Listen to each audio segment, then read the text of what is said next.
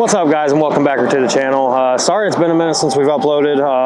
After NWO, we've been trying to get a bunch of stuff knocked out in the shop, but I'll give you guys kind of a little update on some new stuff that's happened. As you see, I have all of the 5 stars on my truck now. I had an unexpected buyer show up and gave me what I was asking for, the forces, so they are gone. I am looking for a set of 2614s or hopefully 2814s for when we do put the 6-inch cradle lift on my truck. Another thing, we did hire another tech. His name's Travis. Seems to be working out pretty good so far. We got all his stuff moved around last week and got him all situated this morning. Another thing I know I mentioned in the last video about our dyno day, unfortunately, the dyno day for April 11th got canceled, and then the dyno day for April 18th got canceled because the rain will not hold up.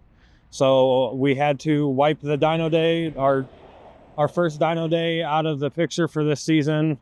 We will be having another one. I can't remember the date. I will drop it here.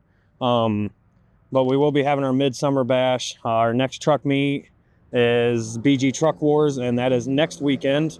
So we are bringing the dyno. If you guys really wanted to come to dyno day and didn't get to because obviously we canceled, make sure you show up to BG Truck Wars in Kentucky, run the truck on dyno, hang out, have fun. But we will have Dakota's truck. I don't know who the other booth truck is. We'll have all of our merch, and we'll just be having a grand old time. And another thing, last week, if you guys didn't see the short, we did have what was it called? The Mega Raptor here that Own Boss Supply gave away, the big green one with 47s on it. Little did we know, the guy that won that truck only lives about 5-10 minutes from the shop, and he had a flat. So he brought it to us, and he is talking about doing an any level kit and stuff on it, which would be really cool to do here at the shop. It'd be really good content. But yeah, we hope he's a returning customer. We got his flat tire fixed up for him and sent him on his way, but he should be returning. So fingers crossed on that. We might have some exciting content here soon. But the silver 4th gen that I did throw in a couple videos ago, the one that we did a complete teardown on and found a bunch of goodies in, Alec did just get a pressure wash. He has it all back together. He's finishing spraying out the water and cleaning it up. And also, when we worked on Aiden's truck, I don't remember if you guys remember the white 4th gen over here that had the it was a complete carnage disaster underneath, where the front drive shaft caught. We do have that in the shop. I got a little bit of cinematic footage on what all it did. It's a mess. But that's enough talking out of me. There's your guys' little shop update. We'll get into the cinematic footage and show you guys what's all new.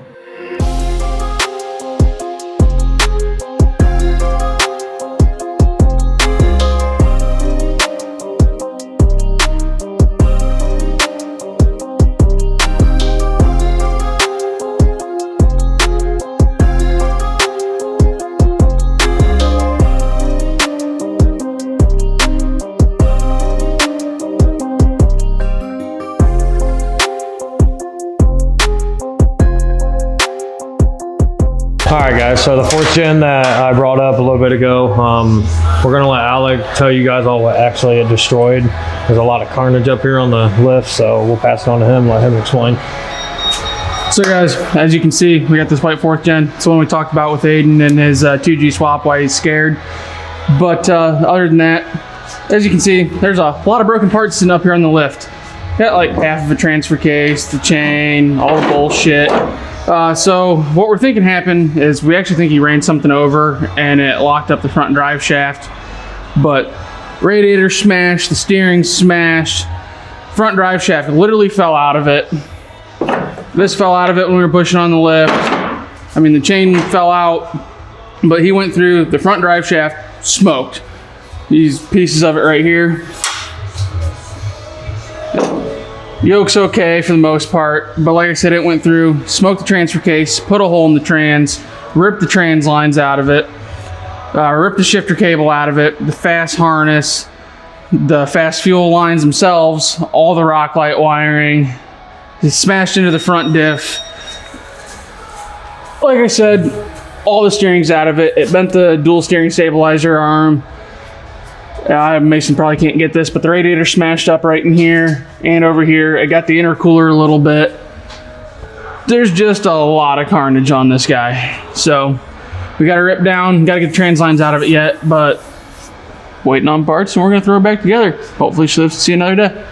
So back on this F350, we left off with me routing the fuel lines, running the chassis harness up. We're slowly getting some parts in, taking forever to ship and find and all that stuff. But we finally got the fuel tanks, so we're getting those mounted up right now. Other than that, we're just pretty much waiting on parts to roll in on this and waiting on the customer to decide what he wants to do injector-wise. Pretty sure he decided he wants to do a KC turbo, but I think we're either going to do some like 160/30s or 180/30s. And I think we're also going to do possibly an e-fuel kit on it. Not 100% sure if he sold on it yet, but being an OBS, e-fuel is the way to go.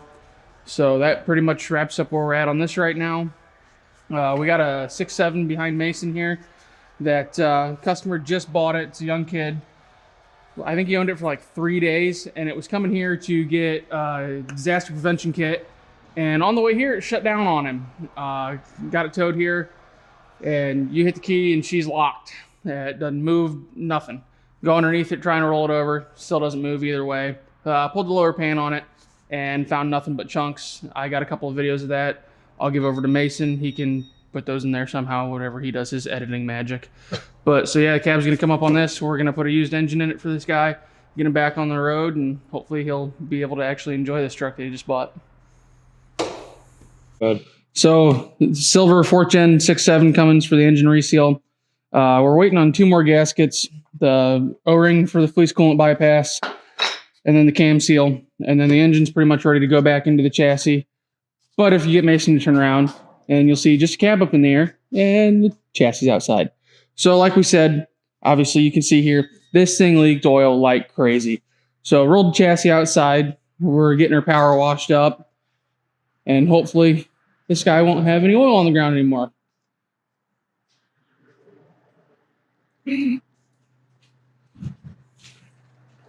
But as you can see in here, this was literally like 3/4 of an inch thick, full of grease. Got her back down to metal.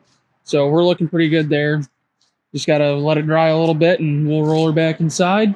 Hopefully that cam seal shows up in the next couple of minutes. I can get that put in, get the rear cover on, get the engine set back in the chassis, and roll her back in. All right, guys. Well, unfortunately, this video is going to come to an end. We're waiting on parts, searching for parts. That OBS seems like it's next to impossible to find anything for.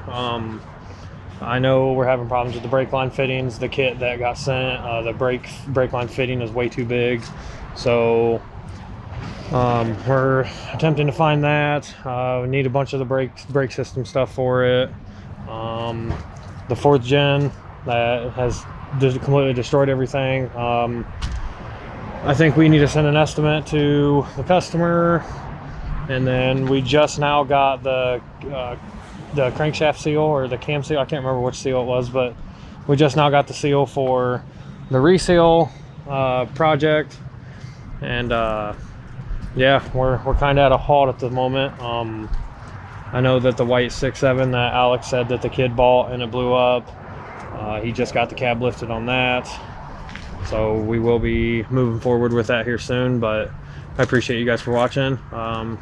Make sure you hit the like, comment, and subscribe, and stay tuned for the next one.